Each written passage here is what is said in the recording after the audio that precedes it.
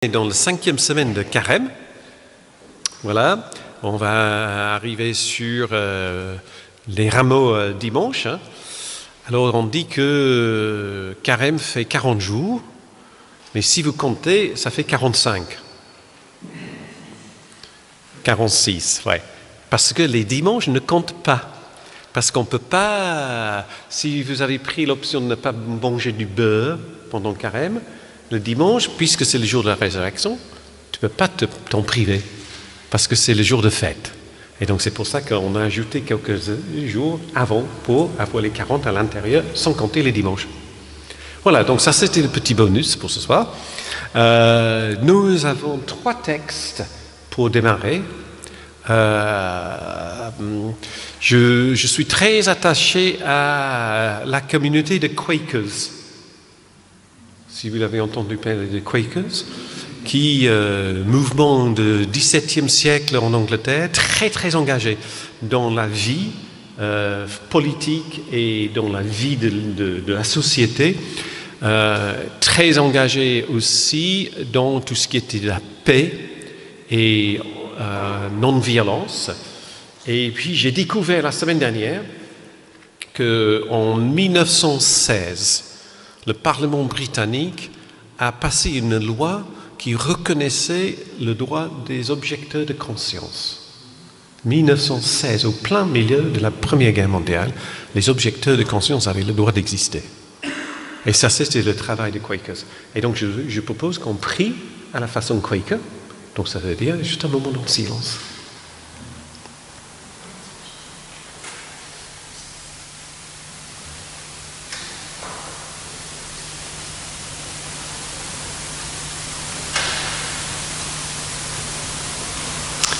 Et la première lecture, je ne sais pas qui a le numéro 1 sur le papier.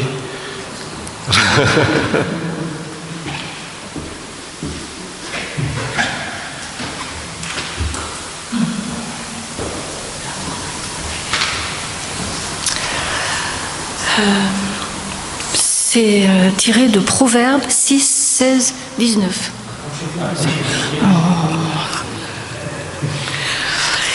Il y a 6 choses que le Seigneur déteste et ne supporte absolument pas.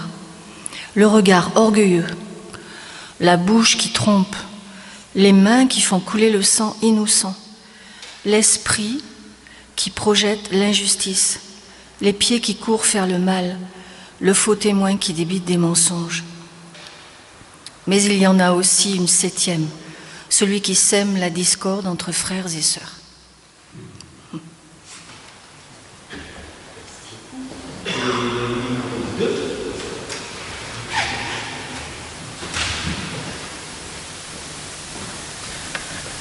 Le psaume 23. Le Seigneur est mon berger, je ne manquerai de rien. Il me met au repos sur des verts pâturages, il me conduit au calme près de l'eau. Il me fait revivre, il me guide sur la bonne voie, car il est fidèle à lui-même. Même si je marche dans la vallée de l'ombre et de la mort, je ne redoute aucun mal. Seigneur, car tu m'accompagnes, tu me conduis, tu me défends, voilà ce qui me rassure. Face à ceux qui me veulent du mal, tu prépares un banquet pour moi. Tu m'accueilles en versant sur ma tête de l'huile parfumée. Tu remplis ma coupe, elle déborde. Oui, le bonheur et la grâce m'accompagneront tous les jours de ma vie. Seigneur, je reviendrai dans ta maison aussi longtemps que je vivrai.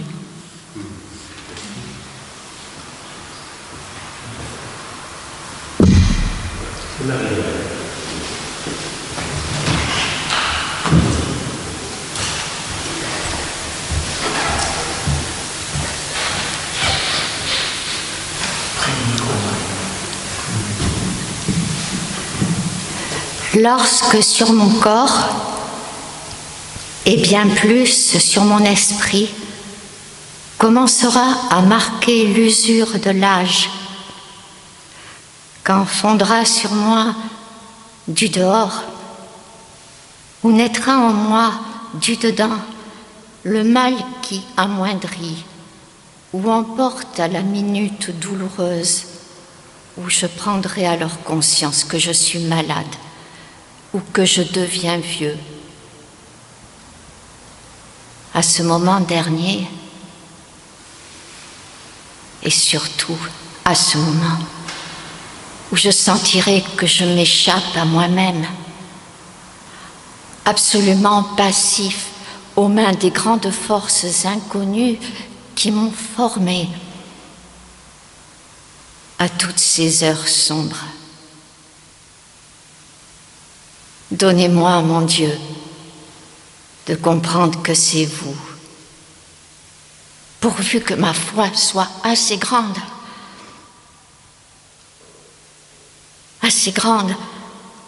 vous qui écartez douloureusement les fibres de mon être pour pénétrer jusqu'au moelle de ma substance, pour m'emporter en vous. Ô énergie de mon Seigneur, force irrésistible et vivante. Amen. Pierre Teilhard de Chardin, 1881-1955.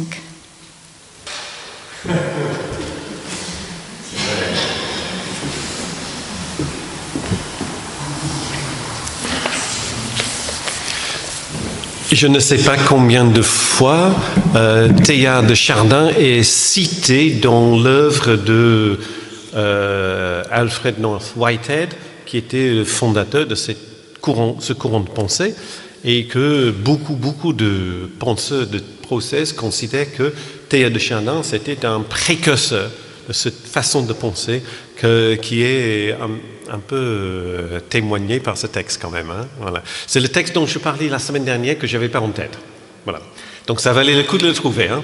Voilà, donc, et donc à la fin, je vous ai dit, je vais envoyer à Frédéric ici en PDF l'ensemble de mes écrits, hein, qui ne sont pas nécessairement ce que je dis, parce que ce que j'écris, je ne lis pas, mais vous aurez l'ensemble de ça, plus une bibliographie, et avec quelques liens vers les vidéos d'autres pasteurs qui parlent de process, donc André Gounel, hein, il a fait une vidéo en 3 séances, et puis Raphaël Picon, qui a fait aussi une présentation. Donc vous aurez tout ça dans un écrit, si Frédéric a ton adresse mail. Voilà, ok ? Donc nous avons déjà mentionné dans ces rencontres le fait que le monde ne réalise pas toujours, voilà, c'est assez diplomate pour dire ça, le potentiel que Dieu offre au monde. Que les entités ne réalisent pas toujours le potentiel qui est offert à chacune de ces entités. Et le fait, pas le problème du mal existe. Parce que pour les penseurs de process, le mal n'est pas un problème, mais c'est une donnée du monde dans lequel nous vivons. Ça fait partie de ce qui est la vie. Et donc le mal se manifeste dans les événements naturels, les tremblements de terre, les tsunamis, les volcans qui explosent, mais normalement, ce n'est pas considéré comme un mal tant que ça ne touche pas la vie humaine. Si un volcan explose au milieu de l'océan, on ne pose pas de question pourquoi le volcan explose. Mais si le volcan explose juste au milieu de l'Italie et détruit l'église, le village, donc on pose les questions de ce que Dieu est en train de faire ou quel est le message qu'il faut tirer de ça. Donc l'idée, c'est que le mal, c'est quelque chose qui nous touche, nous, mais qui fait partie des données de l'univers dans lequel on vit. Et puis, l'idée, c'est que, effectivement, sans tout ça, sans ces tremblements de terre, des plaques de tectoniques, etc., le monde n'existera pas. Le monde n'aura pas la capacité de produire les aliments nécessaires pour notre vie et notre survie. Donc les changements chimiques dans l'atmosphère sont absolument nécessaires. Donc ils sont indispensables, ces choses. Donc ça, c'est un constat. Et Norman Pittinger, je pense qu'on avait déjà rencontré Norman Pittinger. Bon, sinon...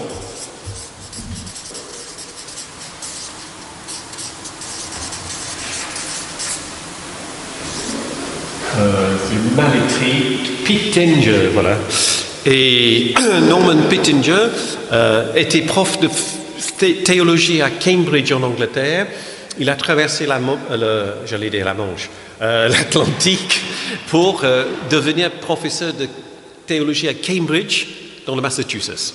Donc il n'a pas quitté le nom de sa ville. Et donc il dit, à moins de pouvoir démontrer que ces événements dont je parle, les tremblements de terre, etc., peuvent être modifiés sans défaire l'ensemble de l'expérience cosmique, nous devons conclure que la manière dont les choses se produisent ne peut être changée et que leurs conséquences ne peuvent être évitées. Elles sont données. Et il dit, ils sont indispensables afin que la création puisse exister. Et que cette création puisse se transformer et produire et proposer les systèmes et les expériences de plus en plus complexes. Donc on a souvent, j'entends souvent, mais tout va trop vite aujourd'hui, ou tout est trop complexe, juste pour allumer la télévision, je ne sais pas comment il faut faire aujourd'hui, c'était beaucoup plus facile avant, etc. Mais sans cette complexité, la création s'arrêtera. Il n'y aura plus de monde dans lequel nous pouvons vivre. Donc la complexité, c'est quelque chose qui n'est pas nécessairement nocif, mais c'est quelque chose à laquelle il faut se réjouir, même si c'est parfois difficile. Alors, j'aimerais aussi... Donc ça, c'était un peu le mal. Qu'est-ce que c'est le mal? Si le mal n'est pas le tremblement de terre, il y a quand même du mal parce qu'on souffre dans nos corps, dans nos esprits. Nous avons les douleurs. Nous savons que les systèmes nerveux qui sont à l'intérieur de nous peuvent nous transmettre les messages de douleur, mais le même système aussi transmet le message de plaisir. C'est le même système. Ce n'est pas différent pour la douleur que pour le plaisir. Mais nous savons qu'il y a des expériences ou des choses qui arrivent qui sont, moi j'aime bien le mot, maléfiques.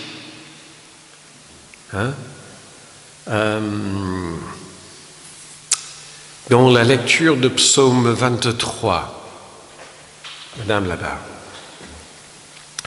dans d'autres traductions, il est dit que le Seigneur dresse la table en face de mes adversaires ou mes ennemis.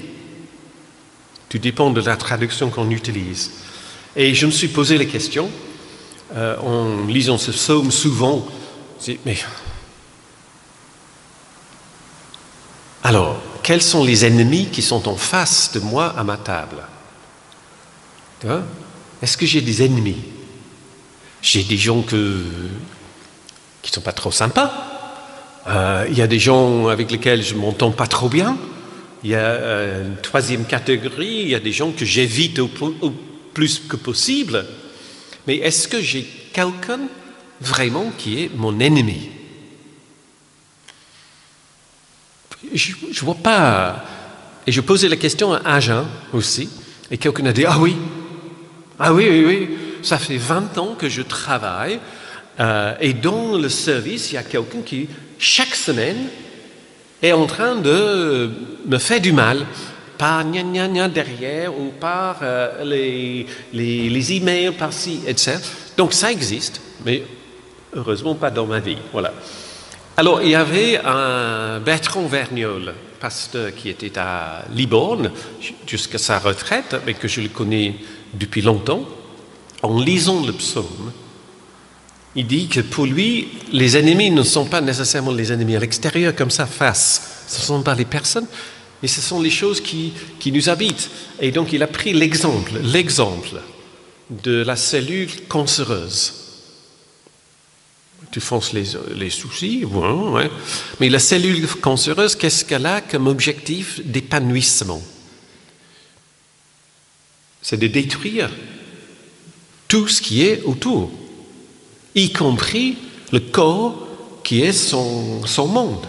À la fin, l'épanouissement pour une cellule cancéreuse, c'est qu'il n'y aura plus rien qui existe. Et à ce moment-là, cette cellule elle-même va disparaître. Donc le mal, on peut extrapoler que le mal, c'est cette tendance, cette volonté de s'occuper uniquement et seulement de sa propre plénitude sans avoir aucun regard sur l'ensemble. Et on avait dit que dans le process, il y a des entités qui ont le passé, le présent, le visé et qui se deviennent et qui passent, etc. Mais qu'aucune entité existe sans les autres. Tout est relié, intimement. Et donc le mal, c'est ce narcissisme qui veut uniquement s'occuper de soi. Et je trouve que c'est pas mal comme définition d'ennemi et du coup définition du mal. Cette volonté qui est là, qui fait partie de notre volonté aussi. Notre possibilité, notre liberté. C'est aussi entre nos mains de devenir comme ça en tant que personne. Et Dieu ne va pas nous arrêter de devenir une personne comme ça. Dieu va, effectivement, même avec la cellule cancéreuse, chuchoter à chaque instance. Mais tu peux être autre. Tu peux avoir une plénitude encore plus grande si tu ne bouffes pas tout, parce qu'à la fin, etc. Mais Dieu ne va pas intervenir sur cette cellule pour l'arrêter. Donc ça, c'est vue de process. Oui, Philippe. Une impulsion. On a des impulsions. Oui. Pas uniquement sexuelles, on a des impulsions, c'est ça que je dis. Et ça aussi, ça fait mal, c'est pas bien. Alors, si ça vise uniquement, et vraiment uniquement, l'épanouissement sans prendre en compte l'ensemble, parce que ce qu'on avait dit, que c'est Dieu a la vision de l'ensemble. Et Dieu propose la visée avec cette vue-là. Que moi, je peux être qui je suis, mais dans toutes les relations que j'entretiens. Et puis, je peux choisir d'ignorer tout ça. Et systématiquement, je ne sais pas comment, mais systématiquement, il me semble, c'est un exemple, c'est une image de cette cellule. Mais cette cellule refuse systématiquement de prendre en compte ce qui l'entoure, uniquement sa propre plénitude.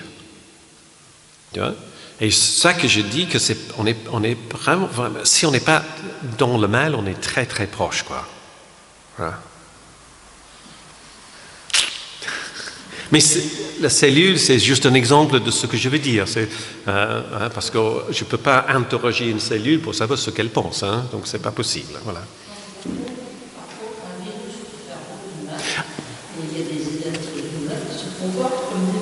Oui. Oui, exactement. J'avais ça en tête aussi. On peut avoir l'idée d'un virus et que les gens sont néfastes. Il y a des personnes et on peut effectivement, comme vous dites, c'est pas nécessairement sur le coup, mais les conséquences sont, voilà, parfois, si on peut le dire, irréparables. Ouais. Où il y a des gens qui sont détruits.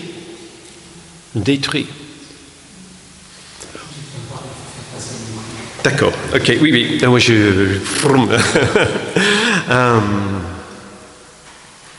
Et donc, ce qui est au niveau de ces cellules, ces virus, c'est aussi, comme vous dites, au niveau de notre être humain aussi. Donc, le péché, c'est un terme quand même religieux. Le péché n'existe pas en dehors de la religion. Voilà, on fait du mal, mais le mot péché, c'est quand même religieux. Dans cette idée-là, ce n'est pas la violation des règles établies par Dieu, mais plutôt la rupture volontaire de cette relation que Dieu veut pour nous interrelationnel. OK?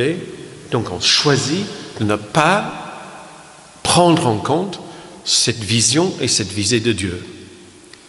Donc nous avons vu que effectivement le monde est composé d'une certaine incertitude. Dieu ne fait pas ce que Dieu veut, comme nous ne faisons pas ce que nous voulons. Hein? Si je veux que mes enfants fassent quelque chose comme ça, bon, il y a tout un tas de persuasions que je vais mettre en place pour que les enfants, de temps en temps, viennent au culte. Mais encore, j'ai pas assez de patience et de persuasion parce qu'ils viennent pas. Mais tu vois ce que je veux dire? Mais je vais pas les prendre par le cou et les planquer dans le premier banc du temple.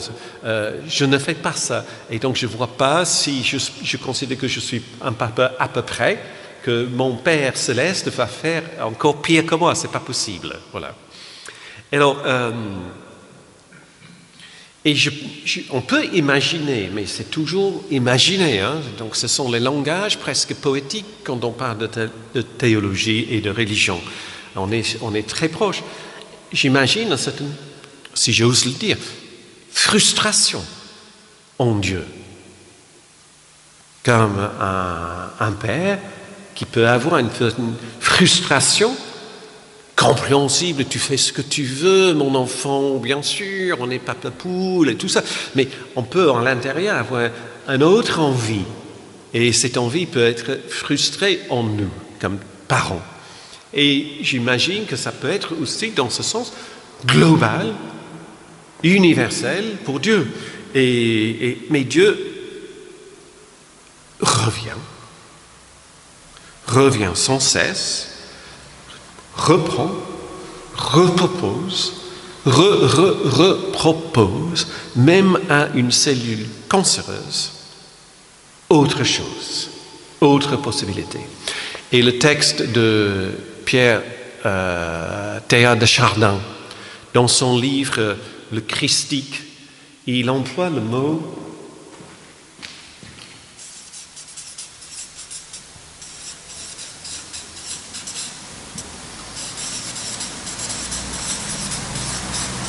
il dit que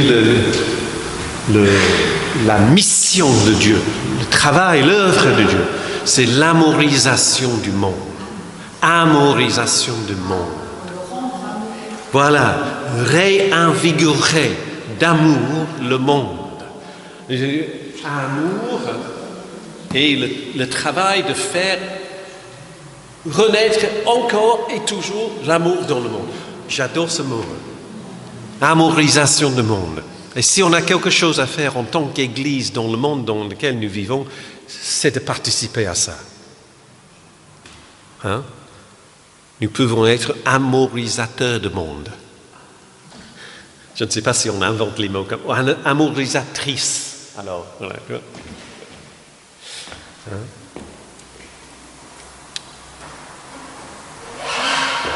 Alors, là, c'était une petite parenthèse sur quelque chose qu'on a déjà touché 2 ou 3 fois, cette idée de mal et comment comprendre.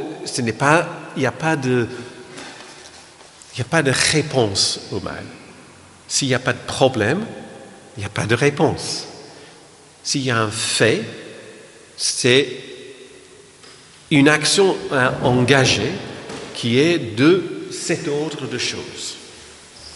Sans cesse et incessamment de revenir encore et encore avec cet amour en acte. C'est la seule réponse et c'est largement suffisant comme réponse que nous avons à ce qui ne va pas. Si ça vous a laissé bouche fermée,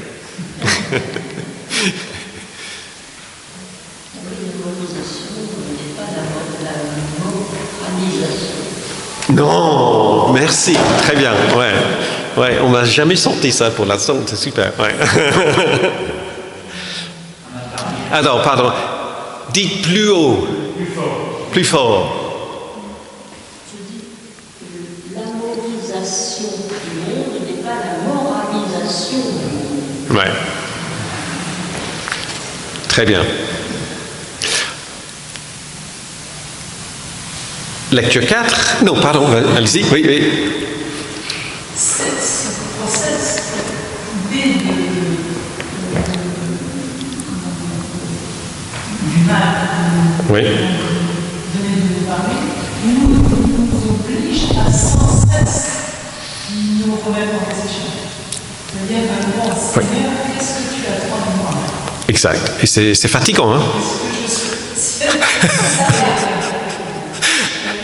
je suis bien dans sur ce chemin Voilà. que tu me proposes? Ouais. Comment je me situe? C'est à la fois extraordinaire. Oui. Je crois que c'est vraiment fantastique de dire qu'il y a quelqu'un qui s'occupe de nous de cette manière. Mais c'est vrai que Ça peut être fatigant, mais je pense que souvent, avec la fatigue, de cette façon-là, il y a une bonne fatigue. Hein. Il y a une mauvaise fatigue et une bonne fatigue. Et je pense que quand on est engagé dans cette aventure, hein, je pense que c'est une sorte de bonne fatigue dans laquelle on est nourri par le mouvement même. Tu vois?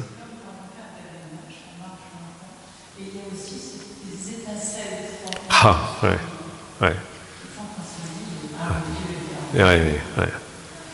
Et que Dieu est... Non, je n'ose pas enlever le micro parce que ça va faire des booms partout, etc.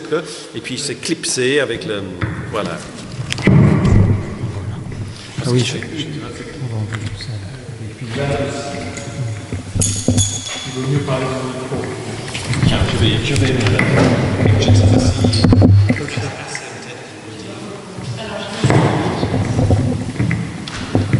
Oui, je disais que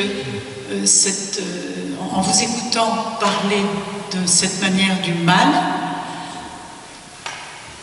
ça nous oblige finalement à nous remettre sans cesse en question.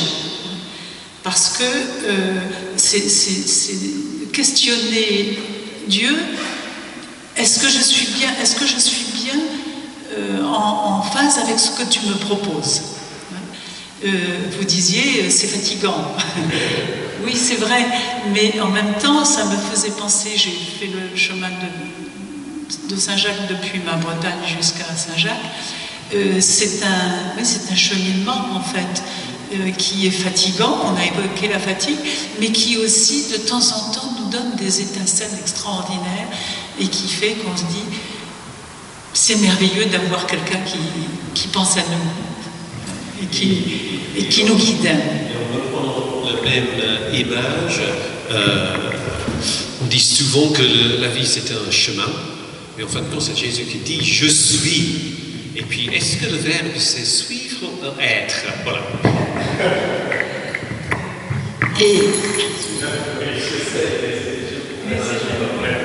Et je confirme ce que tu dis, que l'effort à faire pour collaborer avec cette visée de Dieu pour le monde, cette amorisation du monde,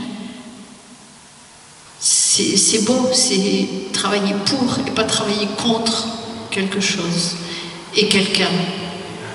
Et travailler pour et avec. Et ça forcément demande une énergie, mais qui est positive, qui est constructive. Et on se sent, je pense, là-dedans, unis à l'Esprit de Dieu qui a que cette vocation-là, quoi. J'apprécie pas forcément tout ce qui a été dit sur le mal, mais dans ces domaines-là, je suis tout à fait d'accord avec cette vocation. Pardon. De mon point de vue, de là où je suis, je dirais que effectivement ces étincelles, cette énergie qui est dégagée par ça, c'est aussi parce qu'on contribue.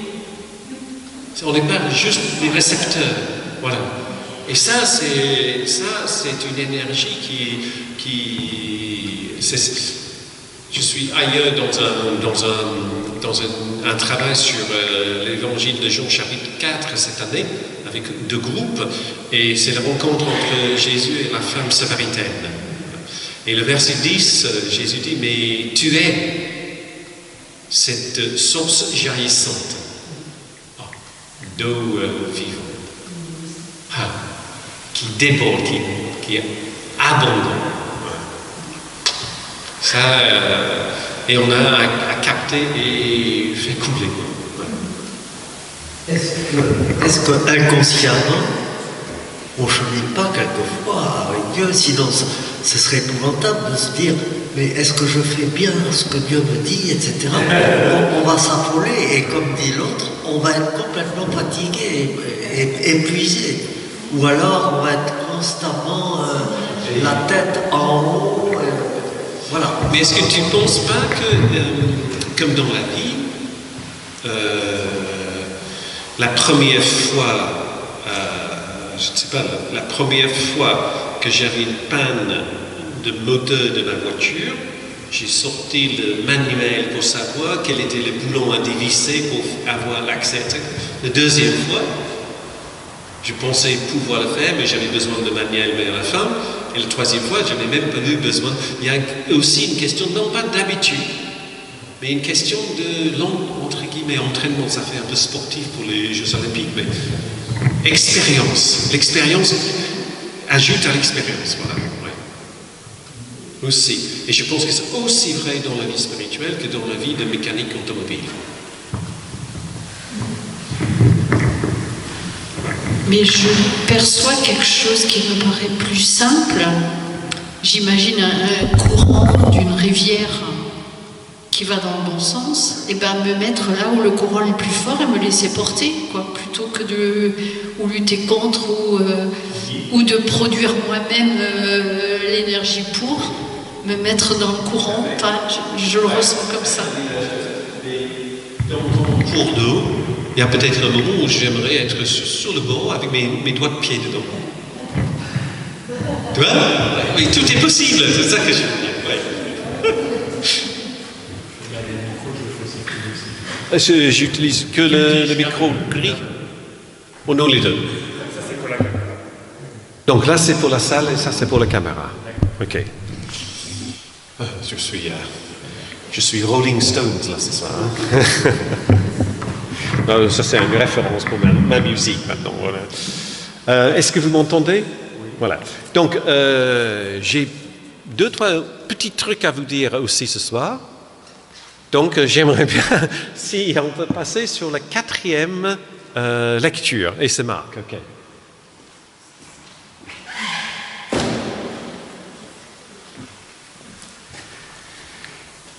D'Ésaïe au chapitre 43, les versets 16 à 21.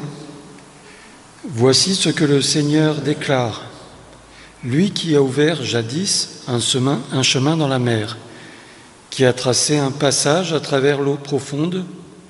Jadis, il a mis en marche des chars et des chevaux, des armées avec leurs corps d'élite. Celles-ci sont tombées pour ne plus se relever.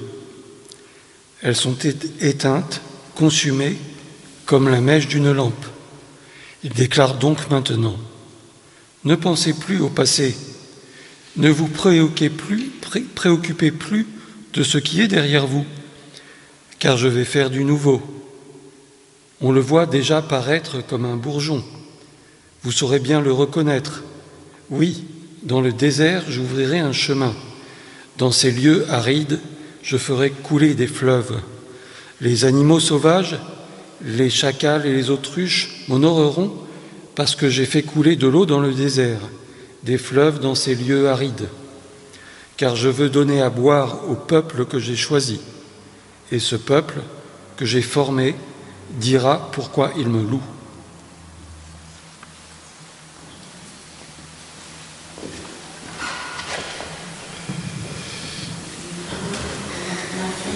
La référence était Ésaïe.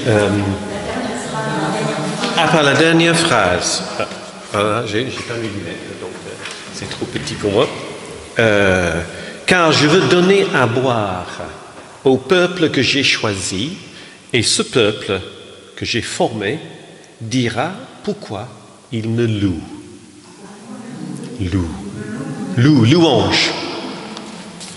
Pas location d'une maison. Hein.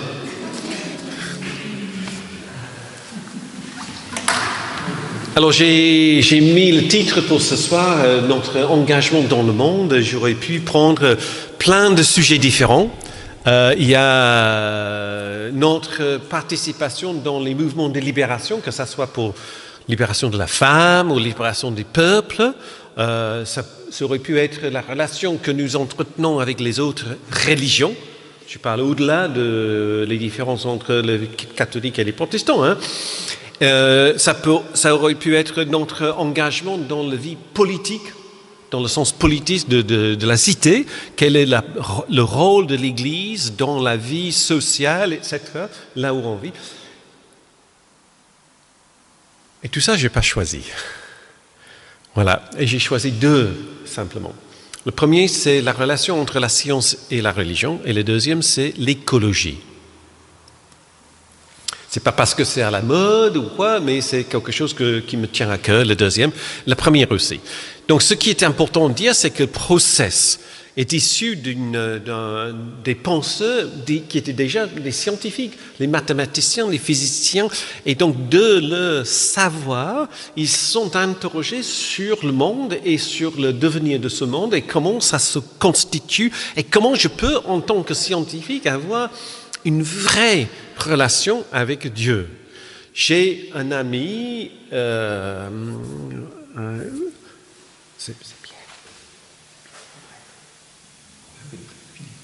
je m'excuse Philippe, mais c'est un de tes collègues, je vais parler d'un de tes collègues. Il est un prêtre. Je m'excuse à l'avance. Hein. Parce que Bruno, un homme remarquable, il est un des experts français sur une partie de dermatologie. Dermatologie, c'est les peaux. Dermatologie, pardon. Il est prêtre et médecin. Et il fait des conférences en Chine, en Japon, aux États-Unis, dans sa spécialité. Il est absolument scientifique à tout bord et réfléchit. Et puis, voilà. Et il est mi-temps prêtre, mi-temps scientifique, médecin. Et on s'entendait très bien. On s'entendait parce qu'on ne se voit plus maintenant, parce que c'était dans le Nord où j'étais avant. Et j'étais, waouh! On était dans un car pour aller dans une rencontre œcuménique et puis il m'a dit, mais Andrew, est-ce que chez toi, chez les protestants, les familles, les parents, ils choisissent de moins en moins les noms des saints pour le nom de baptême pour les enfants? Bon, je dis, mais tu sais Bruno, c'était vraiment pas très fort chez nous avant, mais je ne peux pas dire que c'est moi. Ah oui, mais il dit, il n'imagine pas qu'ils enlèvent la protection du saint protecteur de ce nom. Ah, je me suis dit, il vit dans deux mondes. Il vit dans deux mondes pour moi, il vit dans deux mondes. Il y a un monde où il y a cette idée d'un Dieu protecteur, etc. Et puis dans l'autre monde où il est absolument hyper scientifique. Donc la relation entre la science et la religion n'est pas très facile. Souvent, on divise le monde entre ce qui est naturel et ce qui est surnaturel. Et il y a plein de raisons pour cela. Mais peut-être, on peut dire que des personnes comme Descartes, qui divisent le monde entre ce qui est esprit et ce qui est réel, le monde après Newton, où effectivement il faut découvrir les règles, les lois, les façons dont le monde fonctionne, et on saura tout. Et on n'a plus besoin de Dieu. En fin de compte, si vous avez pris le métro à Londres, il y a une phrase qui dit, quand les portes s'ouvrent, non, c'est dit « mind the gap ». Hein? Le gap, c'est quand vous êtes dans le métro, et le bord de métro est là, et le quai est là. Donc il ne faut pas mettre le pied entre le quai et le bord de métro. Donc on dit maintenant dans le train en France, j'ai entendu, mais c'est cette phrase-là, mind the gap. Et c'est devenu en anglais une phrase qui dit attention, tout simplement, à tout. Ce n'est pas nécessairement sur le métro. Et en fin de compte,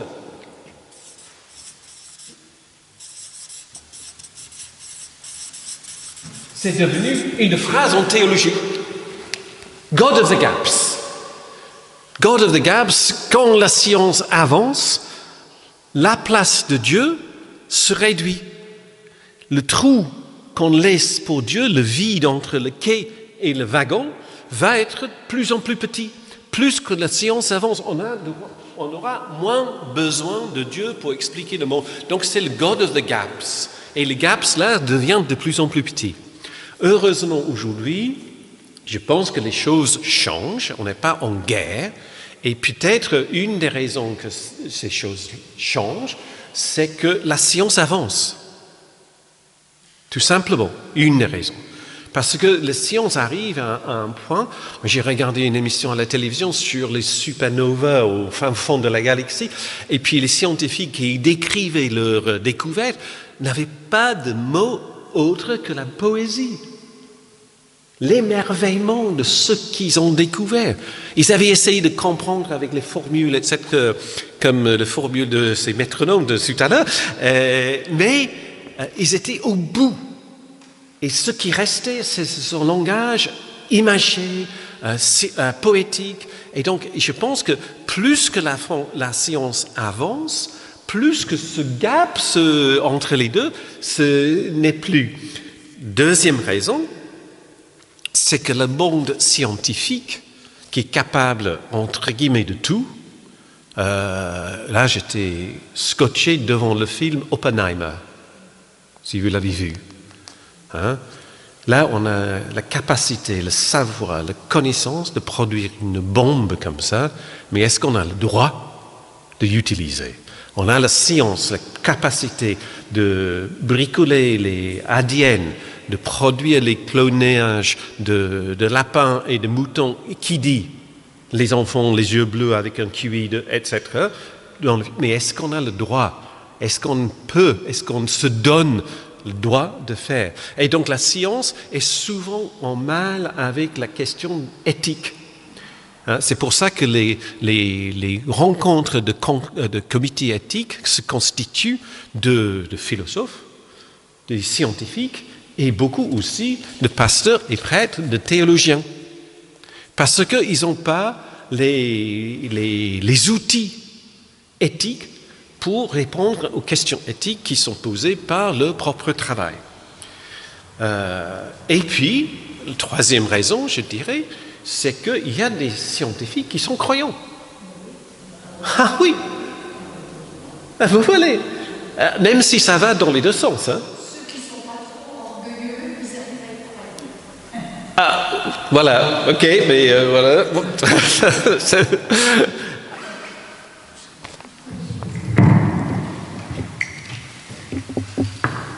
les années 69-70, j'habitais Saint-Denis, en région parisienne, et justement j'ai assisté à une conférence entre scientifiques croyants et scientifiques non croyants.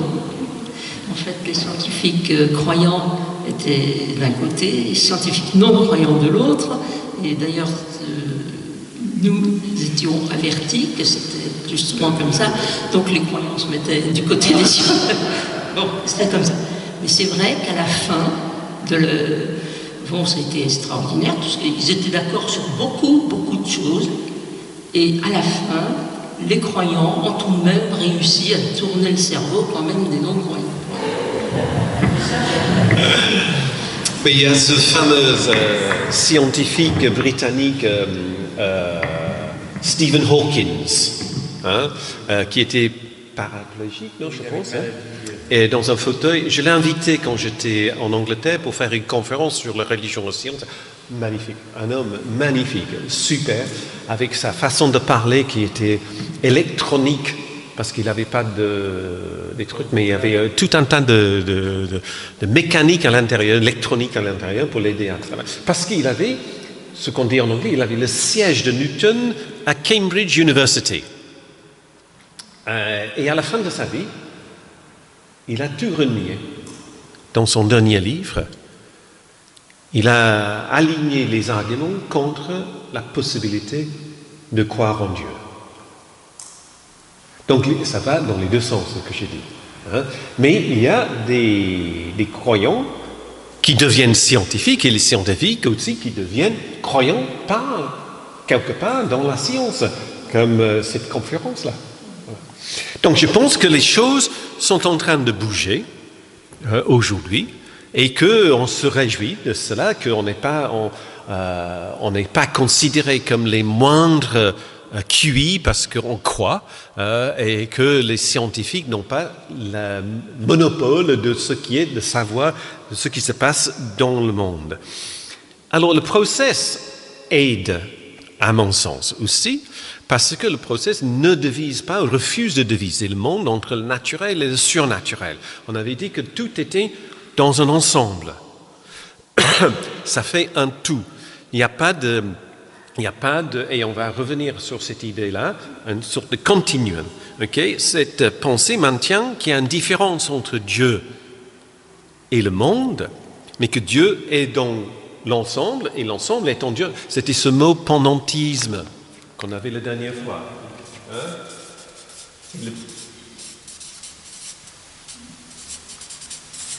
Et l'important, c'est le petit mot « en » qui dit que Dieu n'est pas tout et tout n'est pas Dieu, mais Dieu est en tout et tout est en Dieu, mais en maintenant la distinction entre créateur et création, créateur et créature.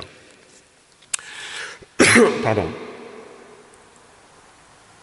Donc, dans cette optique, les événements naturels sont révélateurs de l'action de Dieu, parce que Dieu est en tout, Dieu est dans tout, comme tu disais tout à l'heure. Hein? La religion donc a un intérêt actif dans la manière dont la science décrit le monde, parce que ça ne peut être constructif pour les deux. Et le process nous permet de pouvoir dire ça en tant que croyants vers ces non-croyants scientifiques, hein, pour dire qu'effectivement,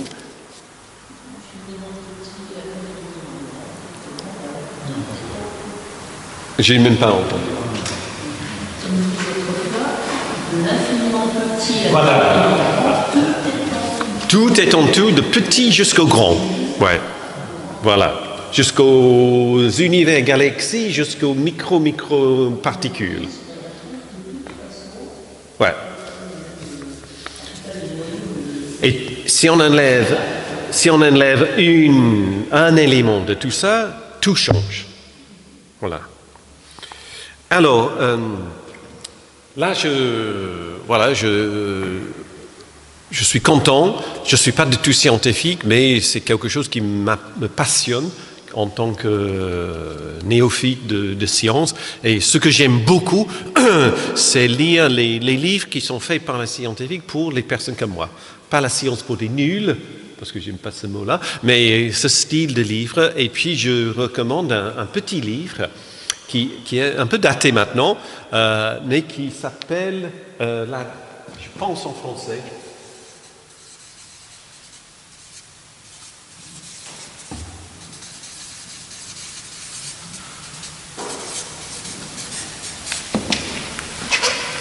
La danse des maîtres Woolley. Et donc c'est la façon de décrire la théorie quantique, relativité, etc. pour les personnes comme moi. D'une manière très humoristique et très engagée. La science et la religion, j'ai dit que j'allais parler de l'écologie. Donc, Frédéric m'avait dit que c'était une église verte ici, à Marmande, pas ici, mais à Marmande. Mais ça va être bientôt ici, parce que ça sera la même église. Et voilà. Et à la paroisse catholique, une église verte. L'église verte, vous connaissez ce que c'est. C'est un label, mais qui vaut ce que ça vaut. Mais c'est toujours dans... Le label est donné non pas comme un contrôle, hein, mais comme un encouragement. Toujours dans ce sens-là, d'encourager une participation par les églises dans l'écologie. Voilà. Donc il y a, dans beaucoup de mouvements écologiques, il y a quand même l'idée de valeur de ressources du monde d'un côté, qu'il faut mettre en contrepartie la valeur de besoins humains. Et donc l'écologie, c'est la discussion, la conversation entre ces deux valeurs. Et dans ces valeurs, on peut...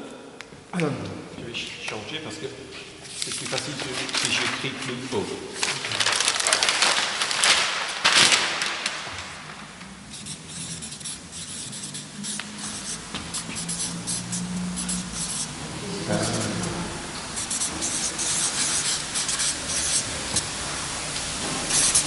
Et les valeurs, voilà, oui.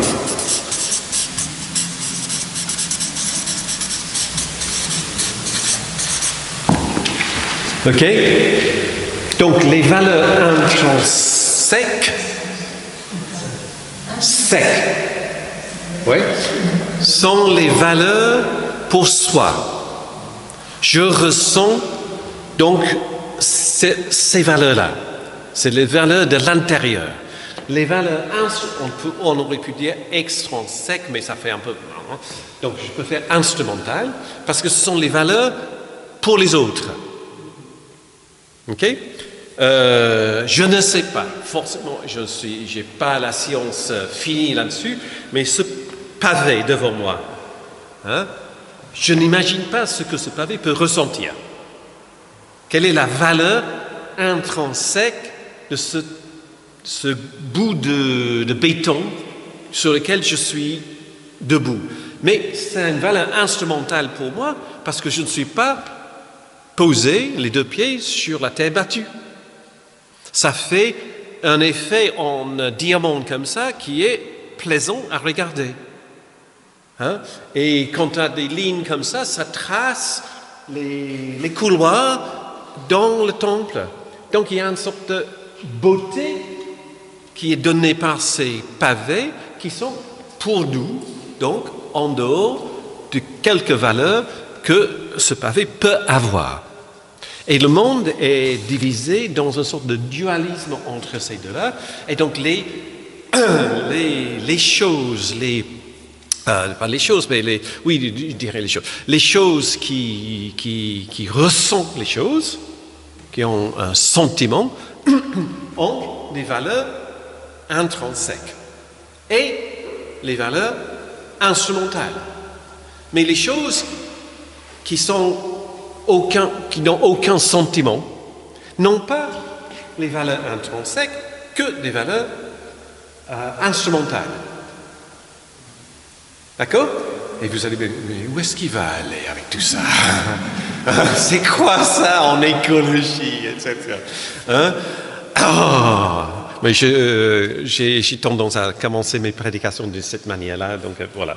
Et donc, du coup, en termes d'écologie, un expert de biodiversité, un certain Monsieur Wilson, peut dire il est un des principaux défenseurs de biodiversité dans le monde, c'est un Américain, et il peut dire qu'il faut sauver la forêt tropicale, qui est contre personne, hein, voilà.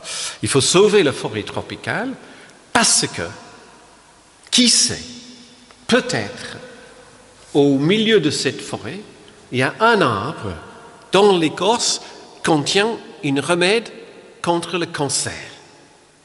Donc, il faut sauver la forêt tropicale. Donc, la forêt tropicale a une valeur instrumentale. La valeur de la forêt tropicale est mesurée uniquement dans la mesure que ça peut nous être utile, nous. OK?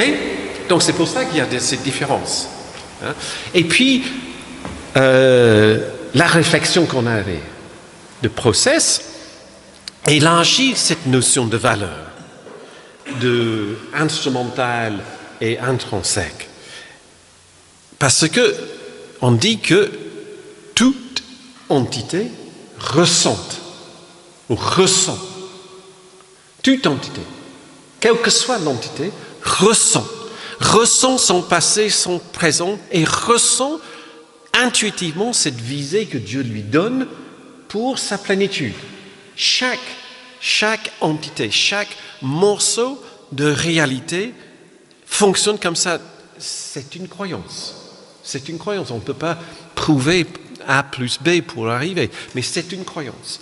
Et en plus, puisque c'est une théologie, Dieu ressent la totalité de ses ressentiments ou de ses sentiments. Dieu accepte, reçoit l'intégralité de tout ça qui se passe à chaque instant de réalité. Dieu, à ce moment-là, élargit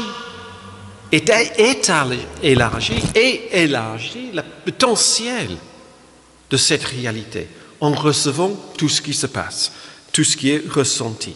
Donc, notre arbre dans cette forêt tropicale peut avoir une très minime valeur instrumentale, parce que peut-être cet arbre ne contient rien qui nous intéresse.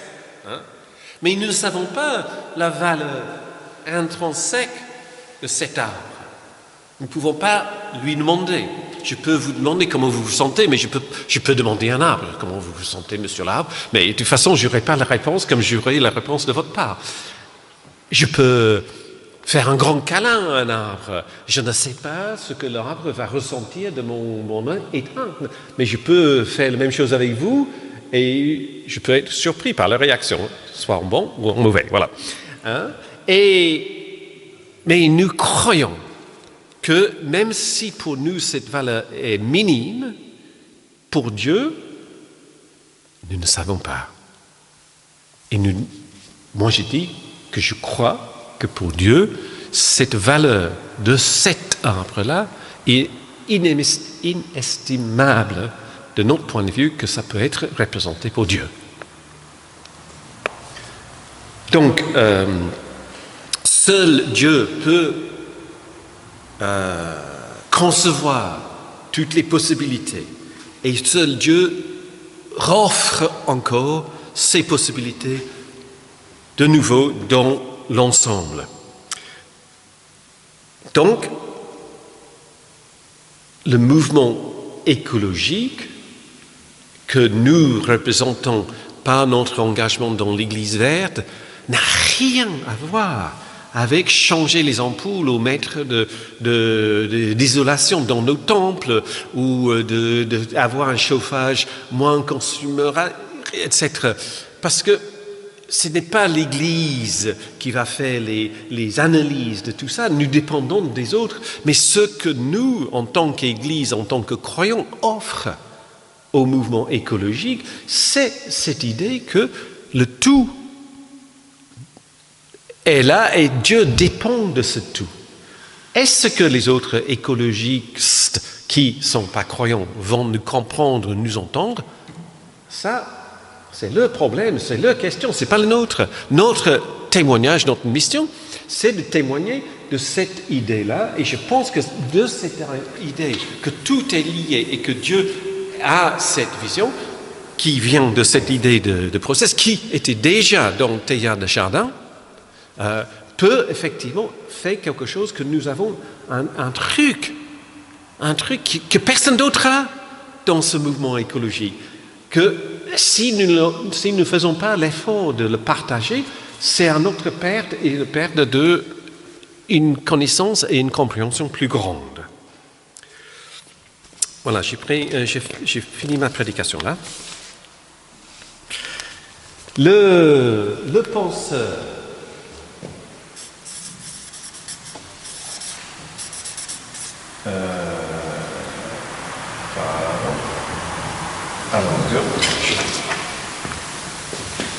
oui, c'est vrai. McDuffie. Je pense qu'il a 25-26 ans. Très très jeune chercheur dans la théologie du process. Il écrit beaucoup. Il est je ne sais pas même s'il est pasteur ou non.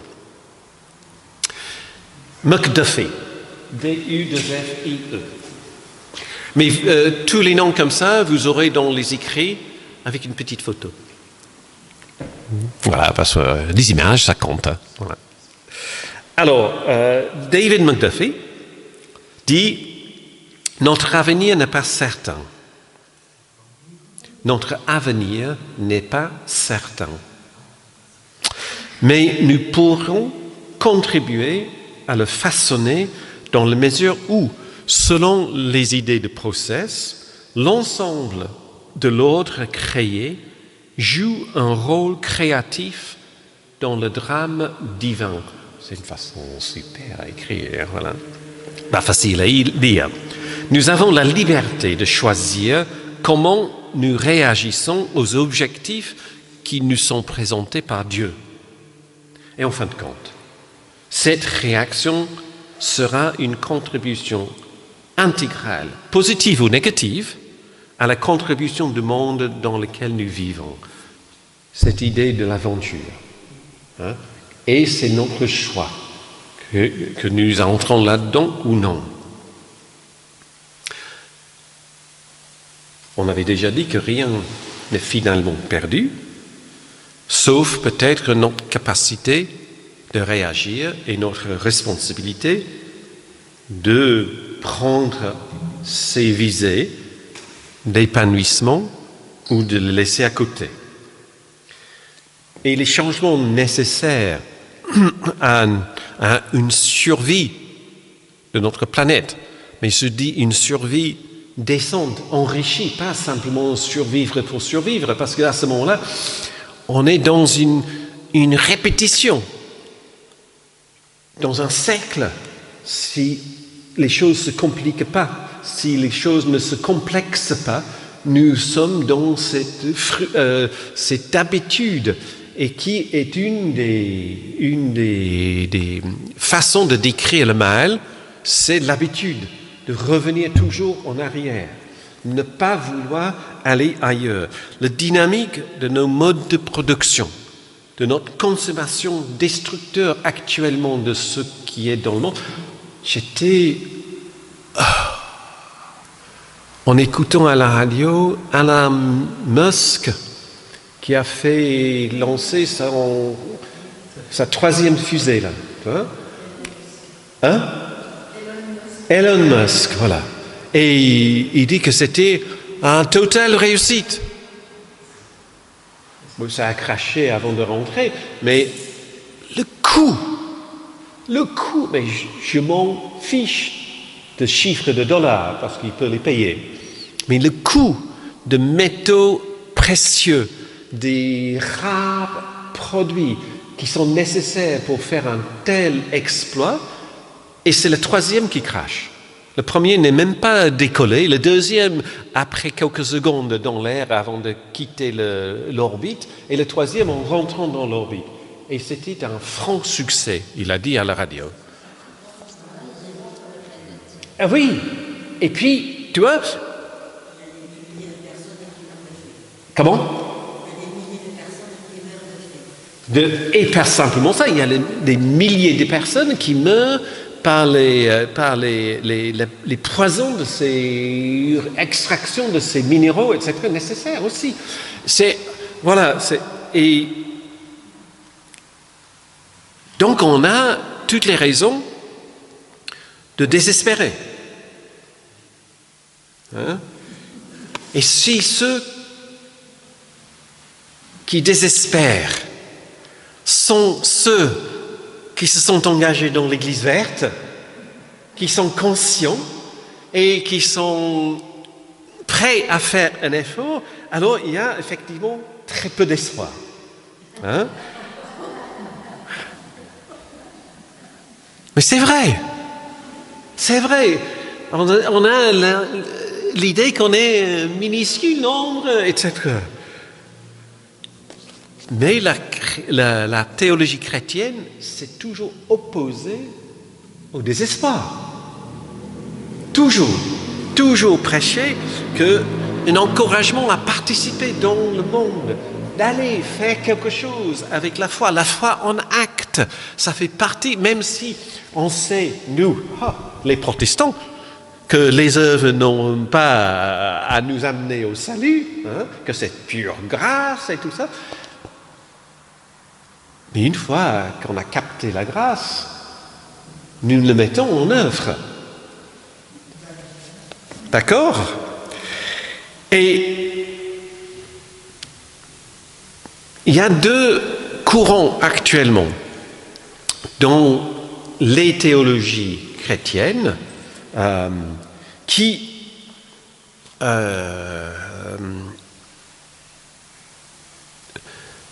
peuvent décourager, un engagement dans ce sens-là. Premièrement, si nous voulons agir parce qu'il y a une urgence là, nous devons croire qu'il y ait les possibilités qui sont ouvertes pour nous dans l'avenir qui nous permettront de surmonter les difficultés actuellement. Il faut avoir une vision pour aller au-delà de ce que nous vivons actuellement. Mais si la théologie nous dit le danger, il n'est pas réel. Parce qu'un Dieu bienveillant et omnipotent ne va pas laisser son peuple se détruire. Un Dieu qui a créé le monde ne va pas laisser son monde s'auto-détruire. Dieu va intervenir pour stopper ça. Donc, puisque Dieu va faire, ce n'est pas ma responsabilité. Ok ? Le deuxième courant, un peu différent, dit porte non pas aucune responsabilité sur les humains, mais toute la responsabilité sur les humains. C'est l'un ou l'autre, en quelque sorte. On nous dit que Dieu a créé le monde, établi les lois de l'univers, et nous a mis dans ce monde avec une liberté. C'est à nous de gérer ce don, ce cadeau de Dieu. Et si ça va mal, ce n'est pas la faute de Dieu, c'est notre faute à nous. Et uniquement notre faute à nous.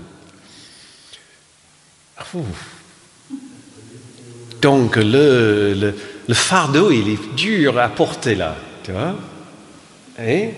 Et sur cette base, nous avons très peu d'espoir. Très peu d'espoir.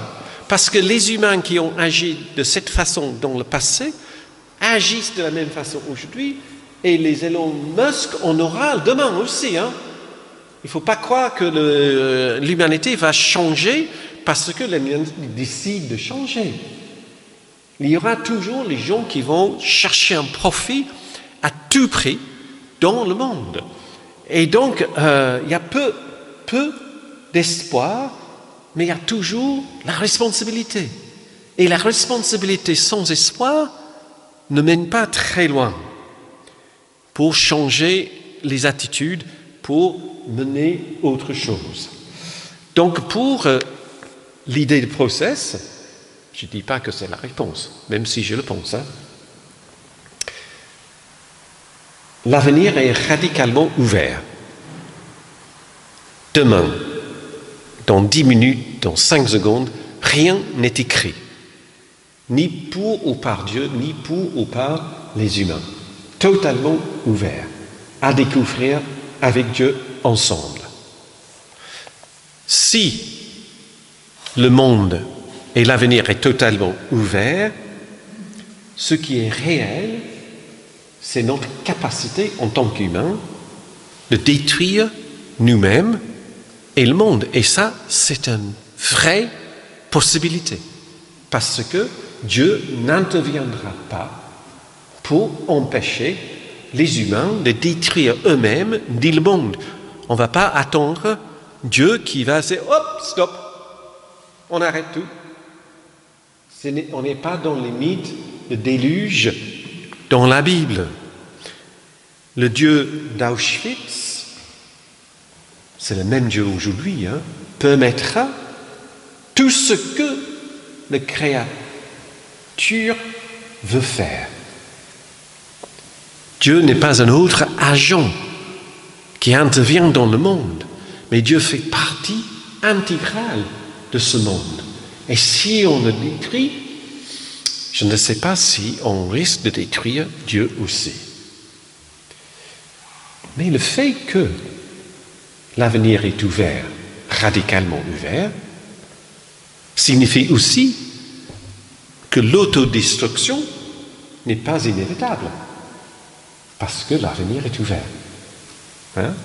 Dieu agit comme cet amour en action. On n'a plus le mot amourisation du monde. Et donc l'ouverture de l'avenir ne signifie pas que... Mais ça signifie que ce qui n'a jamais existé peut devenir. Tout est possible. Les possibilités que Dieu offre dans son attrait, dans son leurre, on avait dit, son persuasion, etc., sont les possibilités devant nous, chuchotées à l'oreille ou l'autre, ou traverse notre esprit, qui dit de sortir de nos habitudes, de voir les choses différemment, d'imaginer, de rêver les choses qui peuvent encore devenir réalité. Dieu est le fondement alors de cette espérance en chuchotant incessamment que ces autres possibilités, ces autres changements, ces autres visions de plénitude peuvent être inventées, tentées, réalisées. Et voilà ce que pour moi la théologie des process offre de plein mains ouvertes au mouvement écologique. Et c'est tout ce que j'ai à dire ce soir.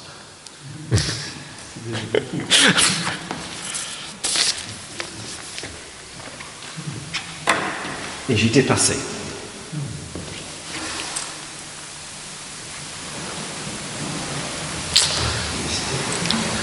Réaction. Est-ce qu'on passe à la table pour les réactions plus intimes comme ça, plutôt qu'avec la caméra? Marie-Noël, oui. Attends.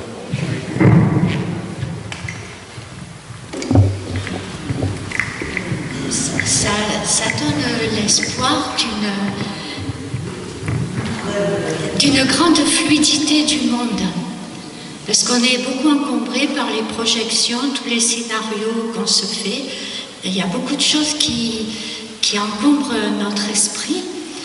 Et si on accepte, en tant qu'humain, de voyager dans le fragile et l'incertain, d'être un peu comme un enfant qui découvre le monde, là, c'est vrai que j'adhère à ce qu'Andrew a raconté, tout est possible.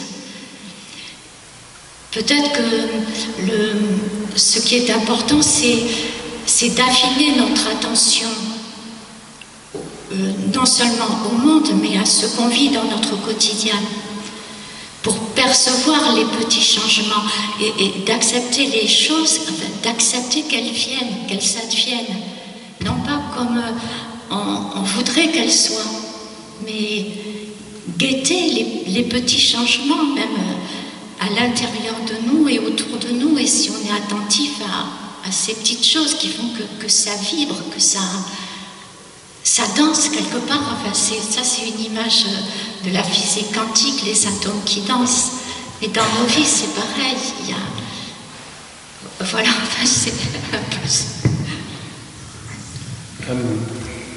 Est-ce qu'on a une Bible dans ce temple? Oui. Ça, c'est une question vache.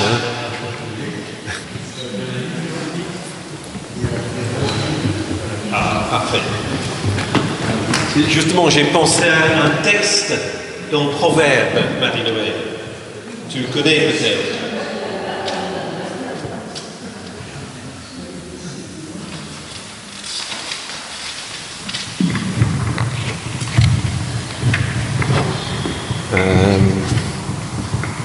Voilà ce que j'appelle le troisième récit de la création dans la Bible. Donc on a le premier récit, c'est le chapitre 1 de Genèse, le deuxième récit, chapitre 2, le troisième, je dis, c'est Proverbes, chapitre 8. Et donc le jeu dans le texte, c'est la sagesse. J'ai été établi dès le début du temps, avant même que le monde existe. Quand je suis né, il n'y avait pas d'océan, pas de source d'eau, des eaux jaillissent. Avant la formation des montagnes, avant les collines, j'étais enfanté. Le Seigneur n'avait fait alors ni la terre, ni les espaces, ni le premier grain de poussière du monde, le premier atome dans quelques traductions. J'étais déjà là quand il fixa les cieux, traça l'horizon au-dessus de l'abîme. Il plaça les nuages dans les hauteurs et donna leur force aux sources profondes. Il imposa à la mer une limite et les eaux ne doivent pas franchir. Il posa les fondations de la terre. Pendant ce temps, j'étais à ses côtés, comme architecte, maître d'œuvre aussi dans d'autres. Jour après jour, je faisais sa joie. J'ai dansé sans cesse en sa présence, sur le sol du monde créé par lui. Depuis lors, ma joie est d'être au milieu des humains. 8, 24 à 30. Très beau texte. Ouais. J'ai changé un mot parce que là c'était jouer. J'ai joué avec Dieu, mais on peut traduire le mot en hébreu comme danser. Ouais. Et je préfère. Est-ce qu'on va danser jusqu'à la table?